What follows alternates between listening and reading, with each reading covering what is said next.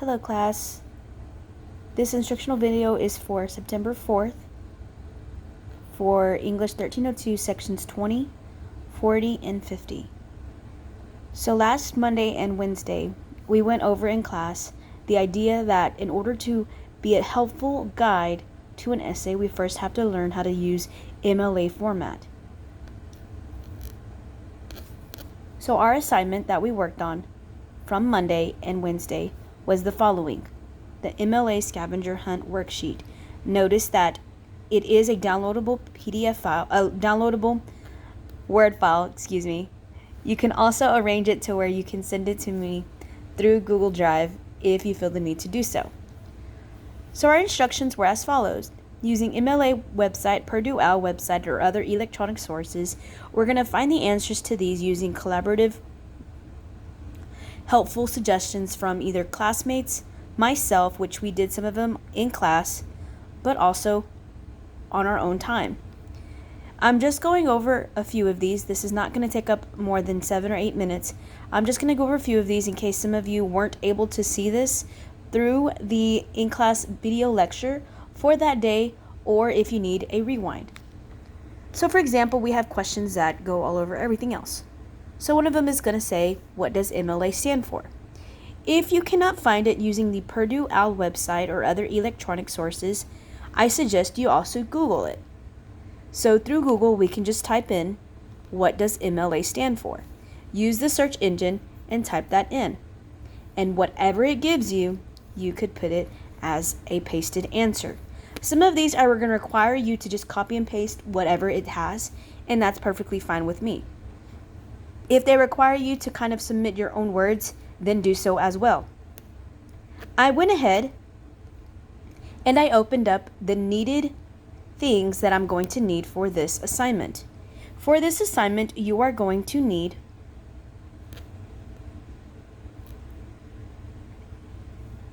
to use the Purdue OWL website, as well as the Angelo State Library databases link. These are both right here for me to use. Notice that I already have them ready. So when it tells you to probably use the Purdue OWL website, this is what it's saying. The Purdue OWL website is a helpful resource online guide that kind of helps you tells you what it is that we use MLA for, why we use it, and some of the examples that could be found in works cited pages, annotated bibliographies, as well as research papers. Notice that it gives you pure examples towards anything that we are going to need for this instructional assignment, as well as in the near future assignments such as our essays. So let's start with one of them. I'm going to just simply scroll down and I'm going to find one that would help me. Some of these are going to require you to do a little bit of digging, and that's fine. Let's see. So this one's going to ask me for number 12. I think we did this one in class as well. It says, use the space below to copy an in-source citation from a book that was printed. Notice that it says in-source citation. If it asks you for an entry, that means that the entry is what you would see when you start to write your works cited page. We know that when we write a works cited page, we would have a blank page with the word works cited in the center. We would also start off with an entry. When we start doing more and more entries, our works cited page is going to shift to where every entry is going to be spaced out, and I will show you how to do that in a minute, as well as be in alphabetical order. But this is asking us just for the in-source citation. In order for us to understand how to do an in-source citation, we must first see how it is to do it with a works cited entry. So I'm going to use the Purdue OWL website, and on the left, it gives me examples on things that I could find, such as sources for this assignment. I'm going to click on MLA Works Cited page for books. Notice that I'm looking at exactly what I need to, and I'm going to just kind of scavenger hunt myself through all of these things. I'm going to look at simple samples on what it might need. So here's one. So it's just going to tell me to copy and paste this, right? So I'm just going to copy and paste it. Copy. Okay, so notice that this is my entry. This is not the citation. I'm just going to show you what it would look like. So this is the entry. So if I am citing this source within my paper, the sentence would say something about the book. The in source is what we would put in parentheses. So if I am definitely using James Gleick's book called Chaos Making a New Science, which was published in 1987. I forgot the little period right here. I know that I'm for sure going to have to use his book, whether one page, a couple of pages, a chapter, a few chapters, or the entire thing. If I'm quoting the entire book, what I'm using as the in-source citation would be what I put in parentheses within that sentence. So I'm definitely going to put his name. Give me a second.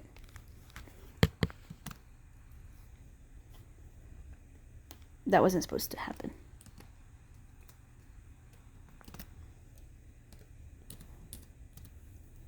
Okay. James Gleick. So if I am choosing to just use one page from his book, let's say page 16, I am simply putting the page number itself. And then I would end quote. And then that's where I would put my period. So notice that this is when it says entry, this is the entry. What I am going to have as my answer would be the in-source citation, what we would put in parentheses, sorry.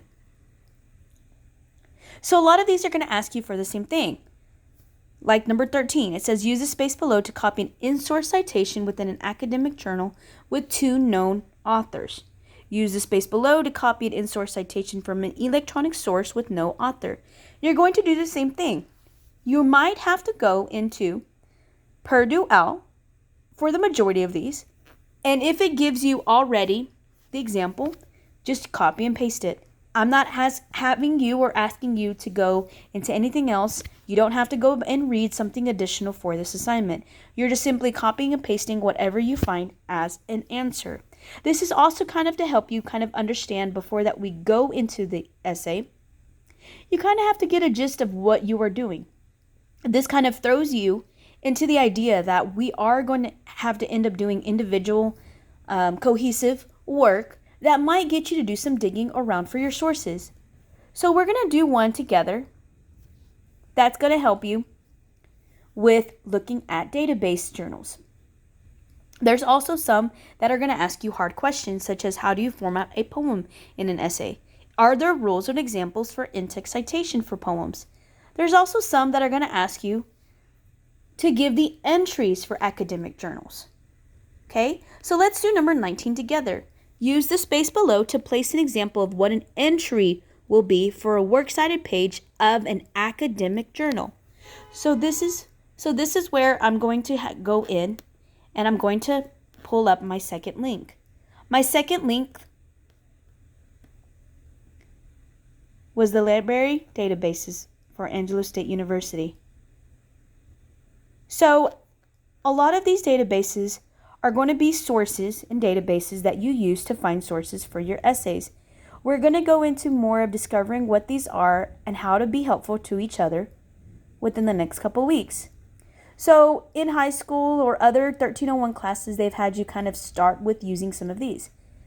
We've been blessed to have an assorted amount of databases through every category, every genre, or every type of subject. The majority of these are usually particular in preference to what your instructor is going to have you use. Most of them are going to require specific databases for their subject only. In my experience, I've used words such as Academic Search Complete. I've used Gale Literature, Gale EBSCOhost. I've also used many other ones such as JSTOR.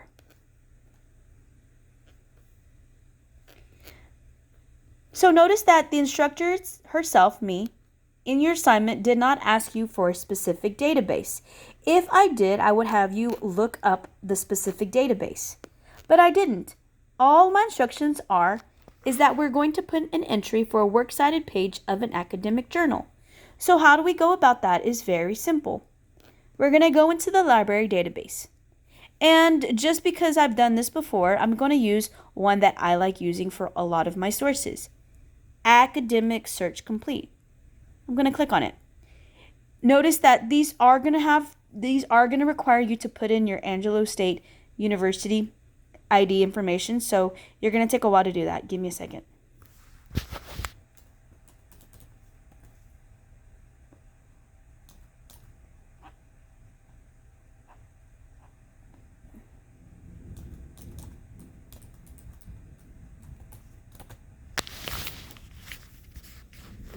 Pardon me. So it's opening up the database for me. So this is what Academic Search Complete looks like. It's within our library, and it has a search engine page, which starts us off on what we're going to need for our discoveries of our journals. The journals themselves are going to have anything from anthologies to journal entries to abstracts to articles, biographies, periodicals, newspapers, books, you name it within this database. Okay? So my instructor's not asking me for a specific keyword. If I was, we would put our keyword in or a specific date. As you go down the list, it is going to ask you or require of you from some questions to plug in a specific date to a specific date, as well as maybe a keyword or a specific database. This first one, number 19, is simply asking you to use the space below to place an entry of what a works cited page for an academic journal is. There's no keyword. So I'm just going to put the keyword literature. It already gives me that. The search engine right here is meant for you to put in a keyword. Your main keyword will go right here and any other ones that you may need for right there. It also asks us if we want to select a field. If we're looking for authors, titles, people, anything like that. I'm not going to click on the search engine bar yet. On the left side, it's also asking me to do simple things. It can also limit my search. If I only want sources that will give me only full text of the journals or the articles, I will click on this. It's also asking me if I want to have a peer-reviewed journal. A peer-reviewed journal is an article or an abstract or a journal that other people have peer-reviewed already. They've already given their credentials and they themselves have used that work. Many of your instructors are going to require you to only look at peer-reviewed journals or have a limited number of them inserted into your essay. We are not there yet. We're still taking baby steps. But I wanted to show you that the majority of your databases will have this as an option. I'm also on the right side. I simply moved over from one side to another. This is also going to ask me if I want to look at a specific month, to a year, to another date range. If I ask you to do that, you're just going to simply type in the month that you're looking for to the published date that you are finding. Notice that it also asks you for publication types, language, also document types. It also asks you if you're looking for specific illustrations, charts, diagrams, maps, graphs, and charts. Well, my instructor only simply told me just to find a journal entry. So I typed in the word literature, and I believe that that's all I needed. Just a random keyword. You can type in any keyword as long as your entry is found within a journal from a database. So I'm going to click on search.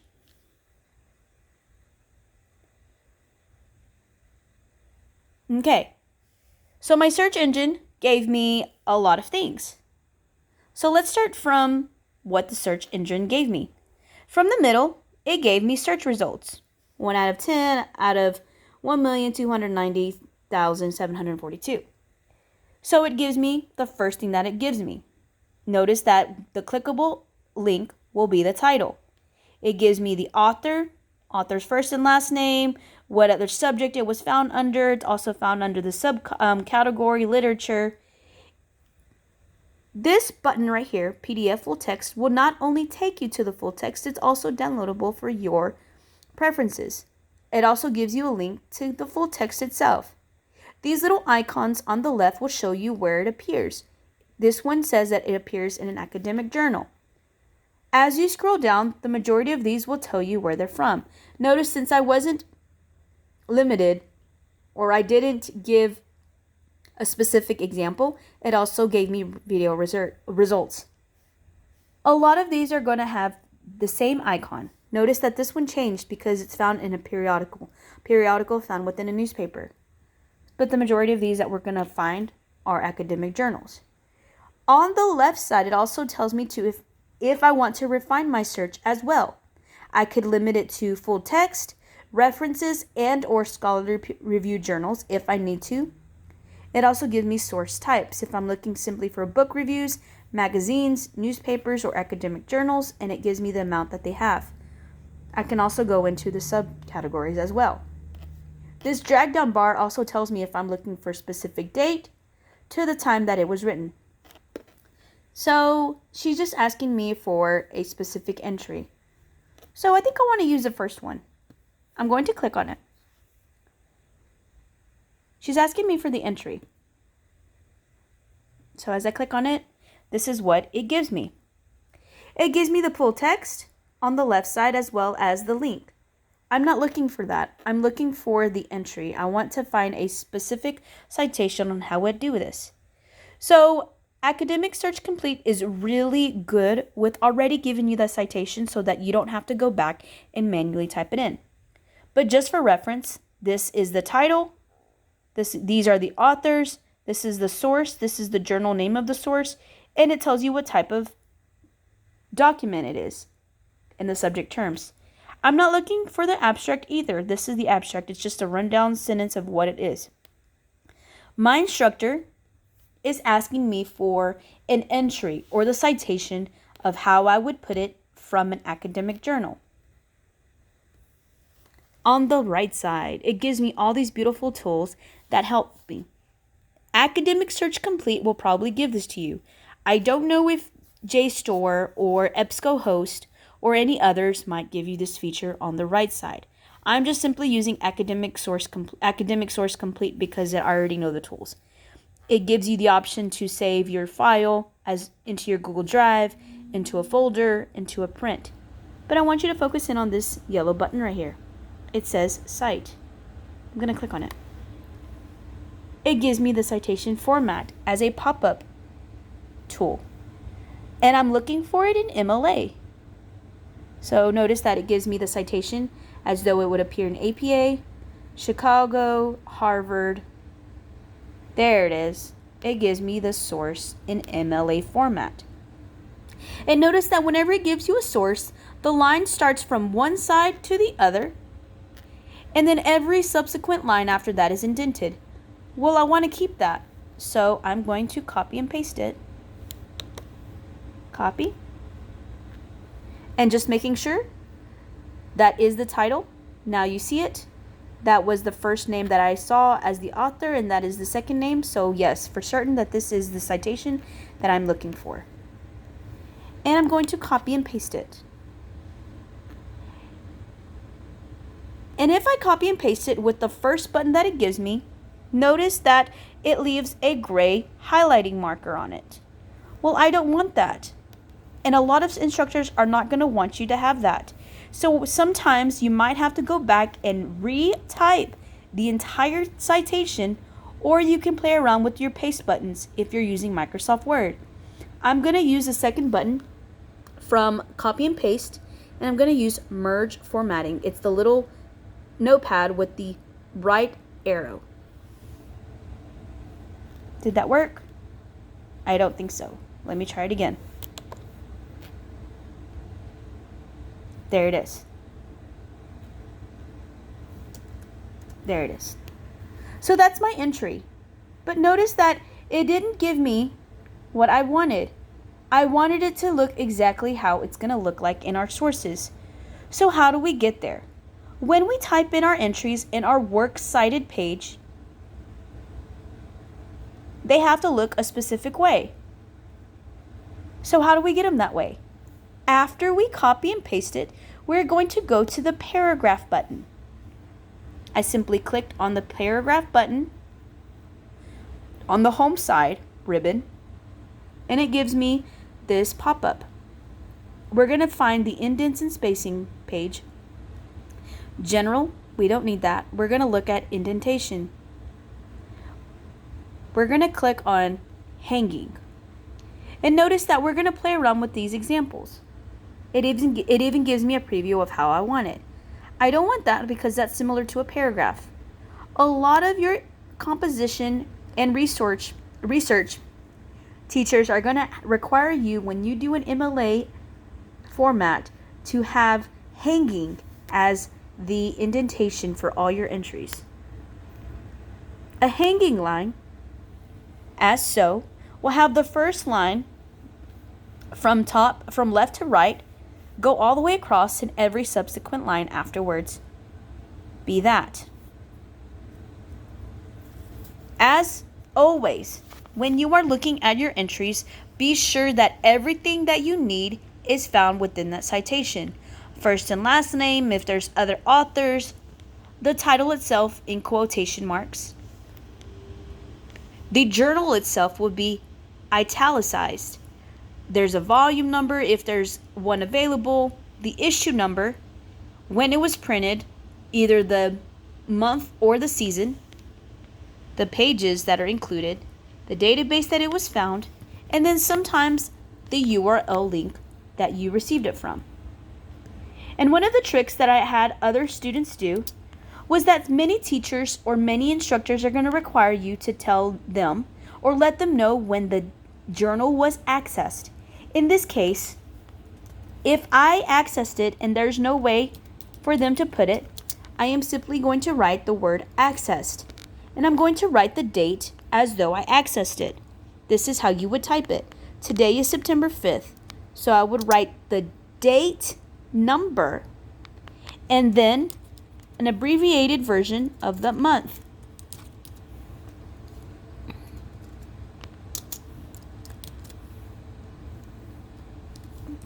As well as the year.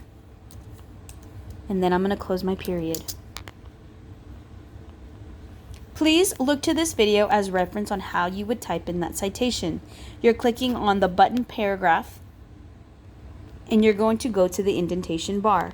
And you are going to, as your entry is highlighted, you're going to use the source hanging.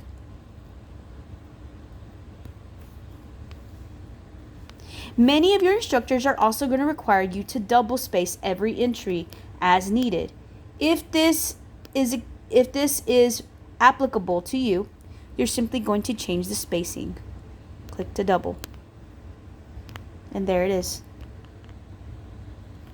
A lot of these examples are going to require you to do the same thing. Some of them are going to require you to find an article from a peer-reviewed journal.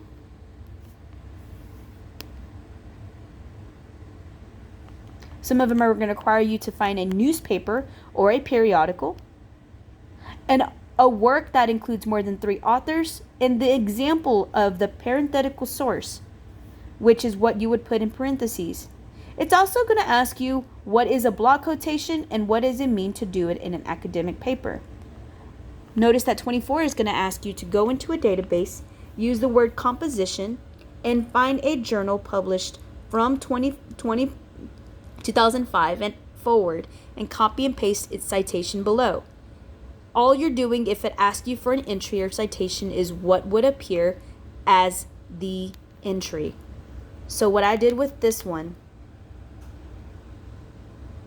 that's what you're going to find. If it's asking you for the parenthetical citation, it's what you would put as the parentheses. And I just wanted to show you a few of these. We did a few of these together and I walked you through them. I used Academic Source Complete. I went in and I kind of thumbed through what I needed to do. If you cannot find it in Academic Source Complete, use other sources as well. I hope that this has been a little bit educational as well as instructional for those of you that need it. If you've already done this before, then it was just a refresher on how to do it. I used Purdue OWL website as well as the Angelo State database library links. If you need more instructions, please let me know. Thank you.